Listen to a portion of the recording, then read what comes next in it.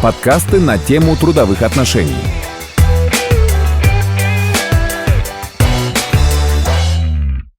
Порядок и сроки выплаты зарплаты. Каждый работник за выполнение своих должностных обязанностей должен получать заработную плату. Зарплата – это вознаграждение за труд в зависимости от характера и условий работы. Она состоит из часовой тарифной ставки или должностного оклада, доплат и надбавок, а также премии. Зарплата должна выдаваться только в денежной форме, в национальной валюте, в сомах. Труд работников оплачивается повременно, сдельно или по иным системам оплаты труда. Оплата может производиться по индивидуальным или коллективным результатам труда. При этом, согласно Конституции, минимальная зарплата не должна быть ниже установленного размера прожиточного минимума на трудоспособного гражданина. В 2021 году он составляет немногим более 7 тысяч сомов. Трудовое законодательство требует оплачивать не только время, потраченное сотрудником непосредственно на выполнение должностных обязанностей. Оплатить нужно также неиспользованный отпуск, оплачивается в виде компенсации при увольнении.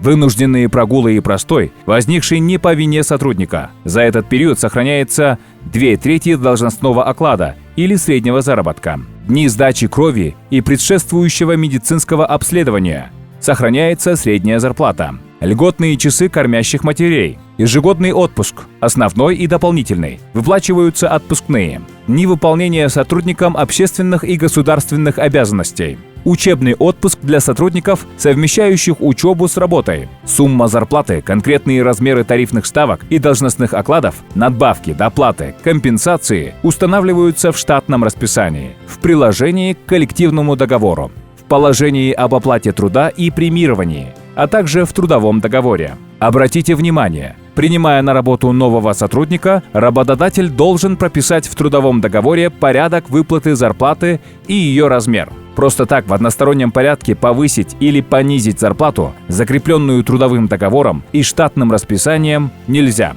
Сначала необходимо отразить понижение или повышение заработной платы в локальных документах и заключить с сотрудником дополнительное соглашение об изменении условий трудового договора. Обязательно издается приказ о повышении или понижении оклада. При выплате заработной платы работодатель обязан выдавать работнику расчетный листок с информацией о составных частях заработной платы, размерах и удержаниях денежной суммы, подлежащей выдаче работнику. Заработная плата выплачивается, как правило, в месте выполнения работы или перечисляется на банковский счет, указанный работником. Зарплата выплачивается не реже одного раза в месяц. Конкретные сроки устанавливаются в коллективном договоре. К примеру, можно включить в соглашение следующую норму. Заработная плата выплачивается работникам не реже одного раза в месяц до 5-го числа месяца, следующего за отчетным. За задержку выплаты зарплаты работодатель выплачивает пеню в размере 0,15% от суммы задолженности